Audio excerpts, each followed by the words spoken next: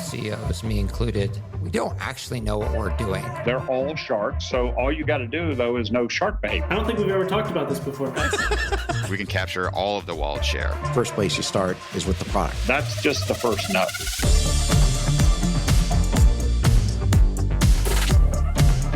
This is the Capital Stack.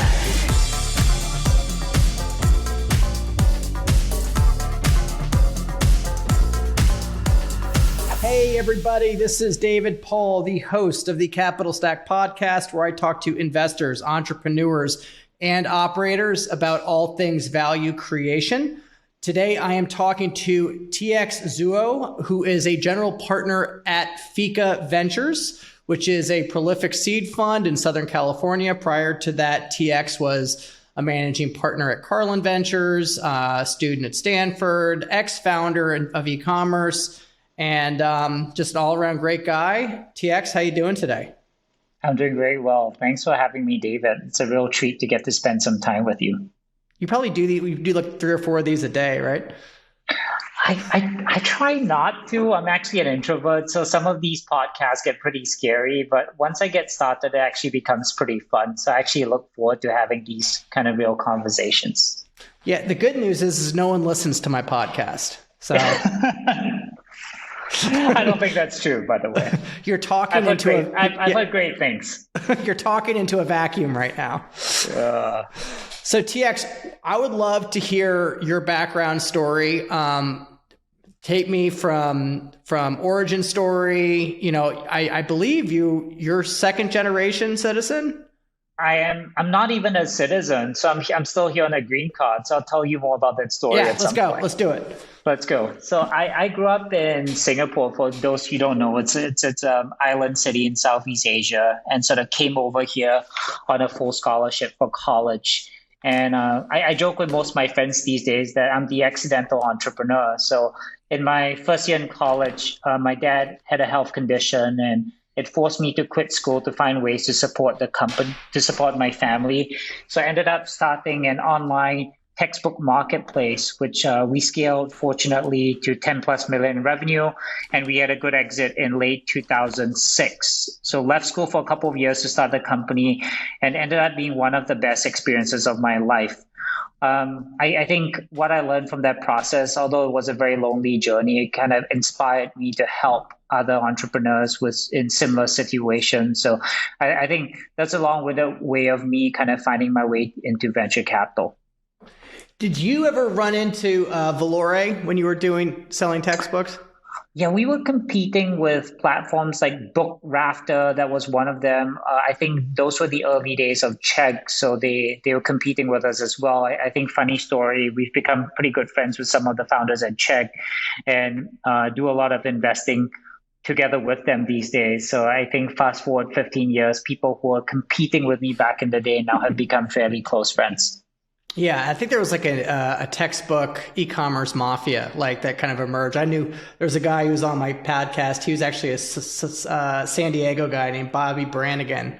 And he had a pretty successful exit and is doing a marketplace right now. But a lot of people made that. Okay, so you came in, you were a founder, had a successful exit. Were you in school at that time or after school?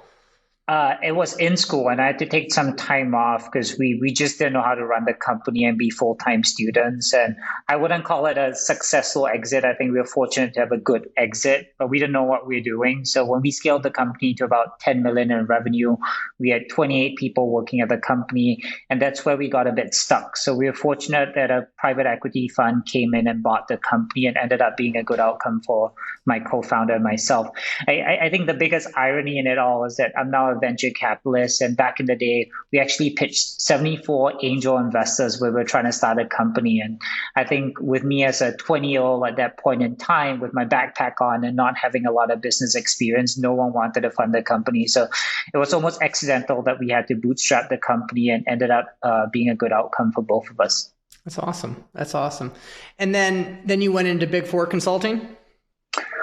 Again, I think most of my life I've learned today that's just going with the flow and recognizing good opportunities as I see them. So one of the advisors to my startup was a gentleman by the name of Ron Daniel. So Ron ran the global McKinsey offices back in the early 80s to the late 90s, and he served an advisor to me. So when we sold the company, he came to me. It's like, hey, what are you going to do for the rest of your life? And my response was like, I've never had more than $5,000 in my bank account, so I'm going to chill on the beach for a bit before I figure out next steps. And he's like, no, you should come and get some business experience because I've seen how horrible you were in the process. This could have been a much larger business. Right. So come work for me. So he shipped me off to London to work for McKinsey. I think the initial plan was to work there for a couple of months, but ended up being slightly over 2 years where I picked up some core business skills. But I knew deep in my heart that I wanted to come back to startups and venture capital. So after that 2 years, which again was a great experience for me just to learn the ropes, I came back to the US and tried to find my way back into startup land. What kind of stuff are you doing at McKinsey? I'm always curious because they have a pretty broad set of services and specialties. Yeah, that's a great question. So I think I wanted to get into one of the hardest kind of sectors. And at that time, it was the financial services sector. So I think there was a lot of restructuring going on that was post Lehman Brothers crisis. So we got into it, and I think I served two core functions. One, trying to be part of the SWAT team that was seen as the turnaround guys. Like, how do we turn businesses around? And this was a large part of my experience being a CEO before. I think the other thing that was pretty interesting is kind of opening up new customer segments for that fintech category.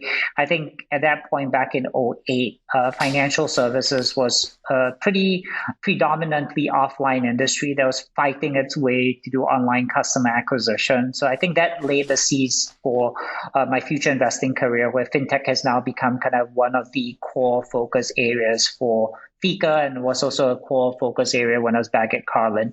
Yeah, so I definitely want to go into fintech because, I want you to educate me. But tell me the story about wanting to get back into startup land. How did you go from London back to California? Yeah, I was thinking about how I could either start a company in California or join a venture capital fund, but I realized I didn't have the minimum requirements, was I didn't have a visa to come back to the US, being a Singapore citizen. So I think the path of least possible resistance was getting into a graduate school program. So I was fortunate enough to get accepted to a couple of schools, ended up going to Stanford for my MBA. And I pretty much had a focus when I got into Stanford. I was like, hey, either I want to try to figure out my second company, or I want to get exposed to venture capital to see whether I liked it. So I think very quickly I was introduced to Innovation Endeavors, which is Eric Schmidt's venture fund, and started working for them as an intern through business school. So it's been 20, 30 hours a week helping them look at companies. And I think we were very fortunate. One of the first few companies I got to work on at Innovation Endeavors was SoFi. So the SoFi founders were actually in my business school class. So I joked that I attended a class with them, had drinks with them, and ended up staying up late the same night to write the investment memo to invest in the company. But I think it's almost miraculous when you come across these amazing companies so early on in your venture career, and you just get addicted. So I think that formed the basis of my continued interest in venture capital. So I think throughout business school was a great experience, but leaving business school, I knew that this was something I wanted to continue to focus on. I love that you said addicted. That's such a good word. What about for you is addicting? Because I know what I'm addicted to, but I'm curious to know if it's different for other investors. I think it's a satisfaction of seeing entrepreneurs figure out things very quickly and sort of testing out new ideas on a fast-paced basis. I mean, I think take into consideration that I came from McKinsey. So we were trying to get people to change the way they're doing things. Right. And I was always kind of moving rocks up a mountain. Well, in this case, I was like just amazed about how people were thinking, how fast they move. So I think that adrenaline of watching companies thrive very quickly was what kind of lured me into venture capital. Yeah, no, I think that's right. I mean, I think if you do venture capital right, you're investing in founders that are absolutely electric and they're changing how things are being done and they're absolute brilliant, and you just kind of get a front row seat to that and get to like bask in their brilliance. Absolutely. Okay. So associate at Innovation Endeavors, and then what was next, Karlin? Yeah, so as I was leaving business school, I had a couple of conversations. One interesting conversation came from a family office based in Los Angeles. So they've seen what other family offices, I mean, to be fair, Innovation Endeavor started as a family office. So they saw what people could do with their personal capital to invest in technology, and they wanted to do the same. So I think I had a very interesting background where I checked a couple of boxes for them. One, I was a former entrepreneur, so they could trust me to get this started off the ground.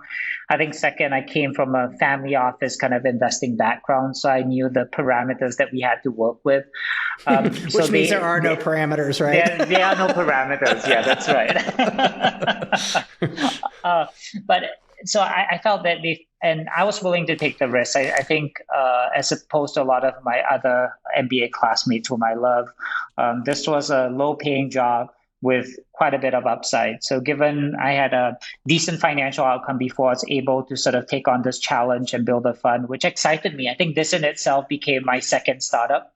Mm-hmm. So eventually Karlin became a $30 million fund. We got started in 2012. Again, was very fortunate. This is more luck than skill. I tell people that we've met a few kind of game-changing companies. One of our early investments was in a company called Figs, the medical apparel company that went public. We have a few other companies now at scale like ChowNow, Crexy, Policy Genius. So it became a fund that became relatively well known within the Southern California ecosystem. We were purely a seed fund focused on two main verticals, B2B, marketplaces, and fintech. So, I mean, three actually. But yeah, that was such an enjoyable experience. Building things from the ground. We didn't have a website. We didn't even have a name. We didn't have any reputation in the market. So it was me just hustling like an entrepreneur does, going and building the brand.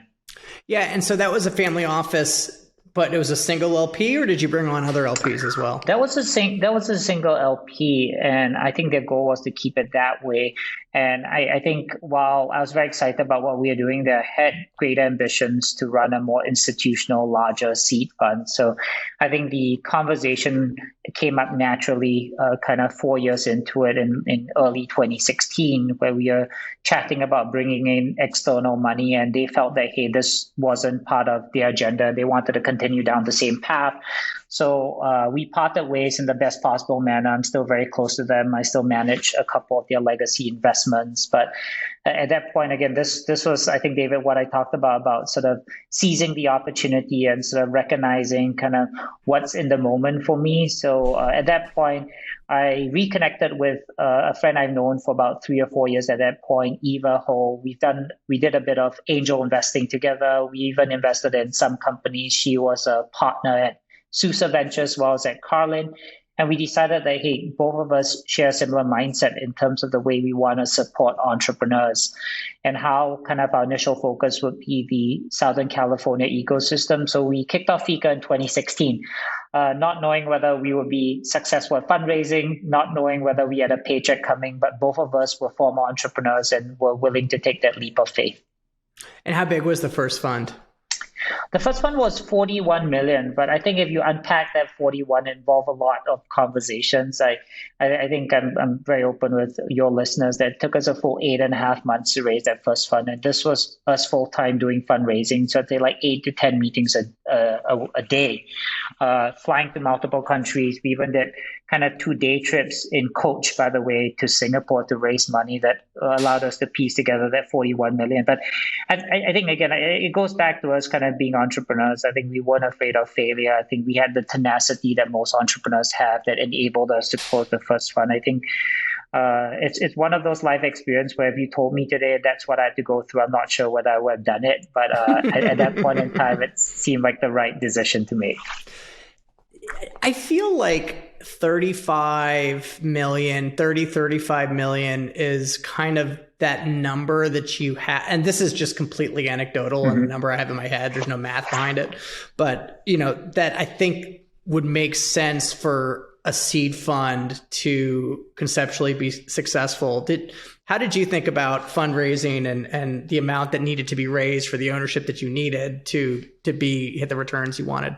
Yeah, so Karlin was a $30 million fund, and then Sousa's first fund was a $25 million fund. And I think we felt that they were meaningful sizes for first funds, but at the same time, I think we're leaving some equity on the table. I think as we look back into kind of both our first funds being Sousa One and Karlin, we could have wrote slightly larger checks into our winners, but just couldn't because we were constrained by capital. So when we went out for Fika One, we felt that around 45 million was the right number, and we ended up pretty close to our target, which was 41. So I think to break that down a bit more, it allowed us to own kind of call it 7 to 8% in each company that we would invest in. So they're pretty meaningful, allowed us to lead deals that we had high conviction around, but still have the flexibility as a first fund to co-invest alongside great investors like yourself. So I think we felt that that was the right size structurally because of what we've seen in the past from our prior funds.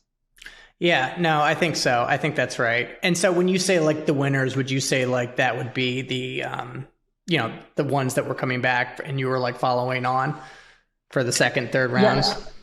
Yeah, those were the winners. And also I think we were fortunate that we had, I wouldn't call it a huge reputation, but some reputation within the startup community. And we know founders pretty well because this was our second time running a fund.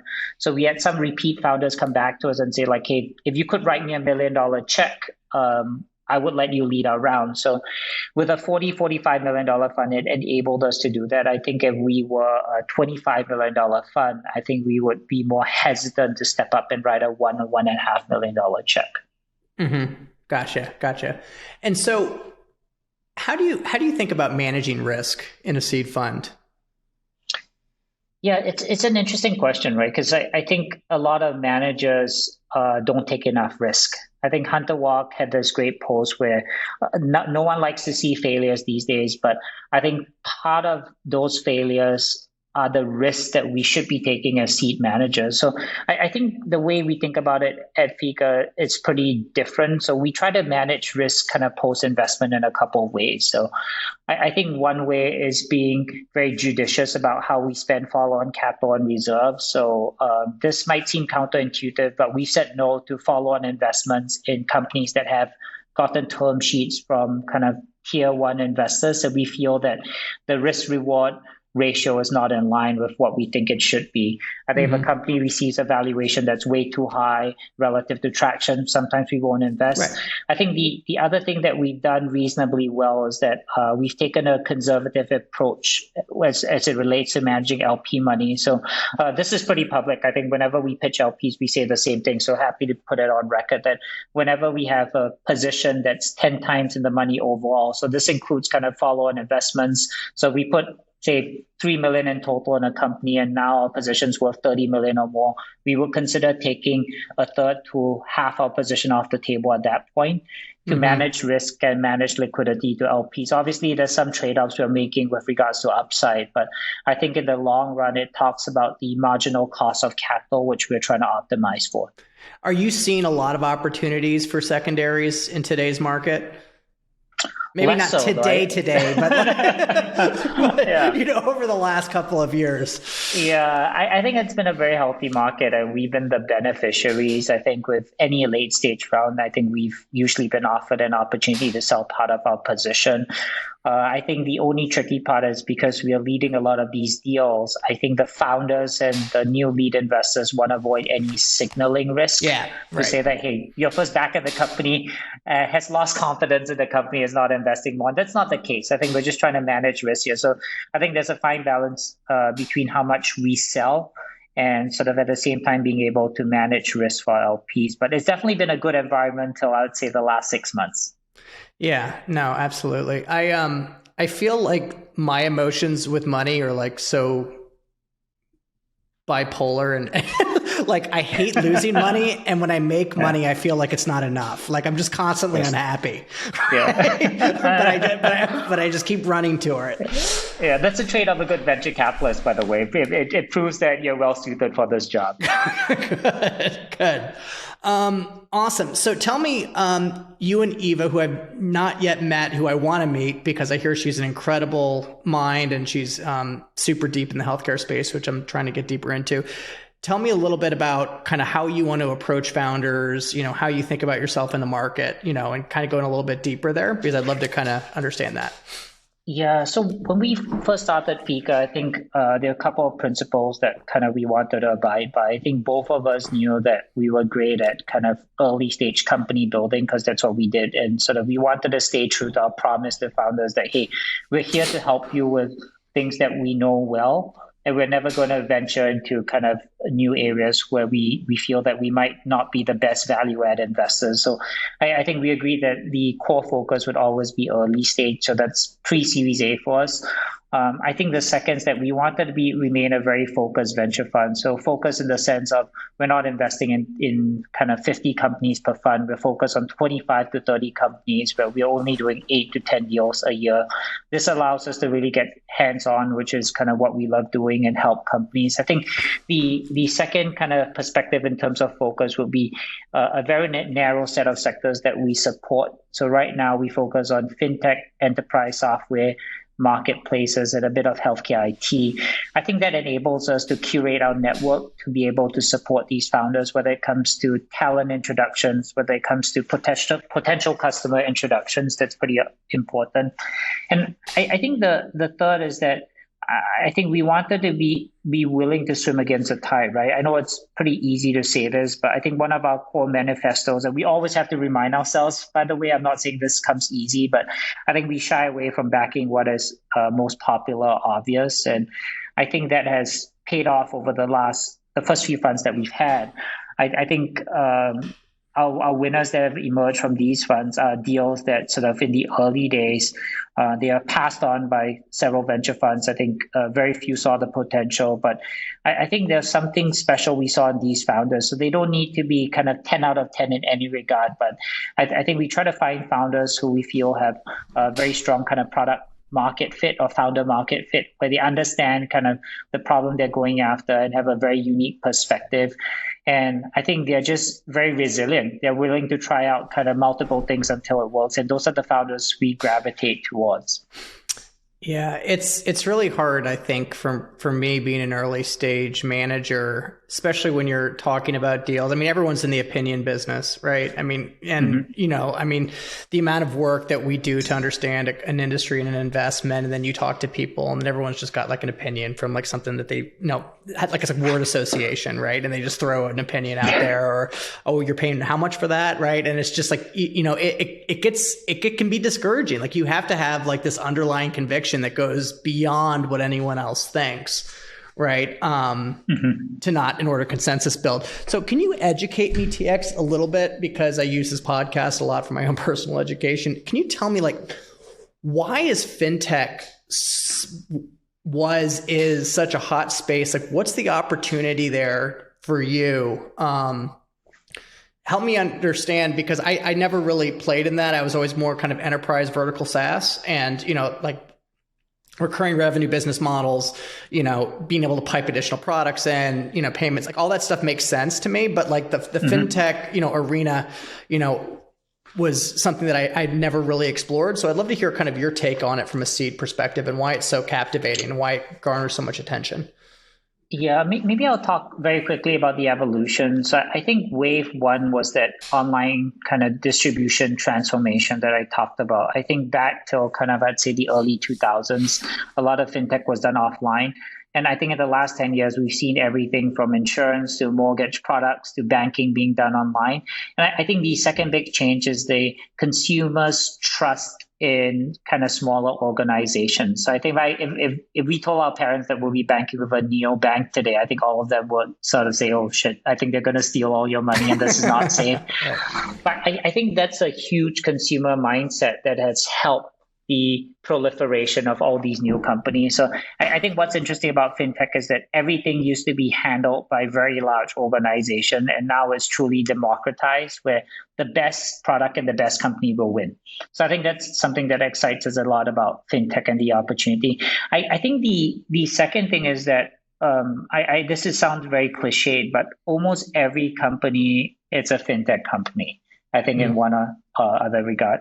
Either you're handling payments There's an opportunity for you to sell embedded financial products to your end customer, whether even if you're a SaaS company, maybe this is I'd say a recurring revenue loan that you could be selling, or maybe this is an insurance product that you could help kind of a 3PL company sell into. So I just think that becomes very interesting, where fintech is not only about the originator, but finding kind of distribution partnerships all up and down the food chain, which has become pretty interesting. I think the third thing about fintech which we all know well, I think financial services has always been kind of one of the largest sectors in the economy. But what's more interesting is that kind of the rules governing how we play, how products are formed, are changing every single day. I think right now there's a huge focus on KYC and AML, so there'll be innovation in this space.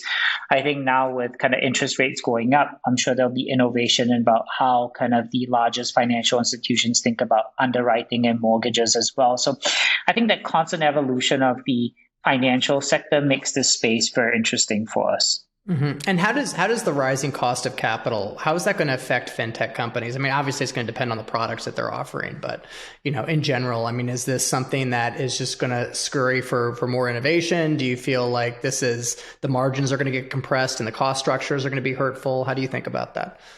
Yeah, that's a great question. I think on a couple levels, money has been pretty cheap, right? So I think there has never been a problem convincing the consumer to take on additional credit.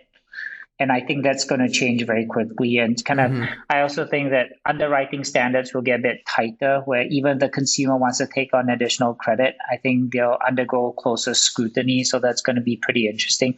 And I hate to say this, but I think the other side of the equation that we would need to think about are defaults that are going to happen over the next 2 years. Like, how are we going to handle that? Is there a better company to educate consumers on kind of the obligations that they have?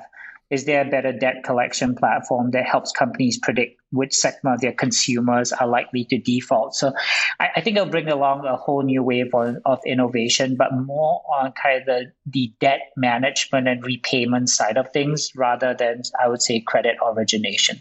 Yeah, I think so. It's going to go to the other piece, right? The other side of it. TX, thank you so much for coming on. I really appreciate it. I've got a couple canned questions, if you wouldn't mind. What is your favorite book? Well, I'm going to cheat and name two. So I don't really have like a favorite book per se, but I love reading books that kind of cast light on the structural issues that we are facing within our society. So highly recommend these two. So I think the first is The Price We Pay by Marty Makary. So it really gets into why healthcare is inefficient in America and costly, and kind of the lack of transparency. So I think a lot of us complain about, why are we paying so much for healthcare? Why don't we understand what's going on? This book really breaks it down for the lay person like me. So, and the other one is The Lords of Easy Money by Christopher Leonard. So again, this helps break down the complex economic problems the US is facing, for the high levels of debt that we have, to like how monetary policy hasn't been really effective, or income equality that we are seeing. So I think to give you kind of a snippet, it's like we printed 300 years of money in 2 short months during the COVID crisis, and the trade-offs that we had to suffer with thereafter. So I have an inquisitive mind. So for me, it's just learning about like, why are we going through these challenges as a society? So those are the type of books I like to read.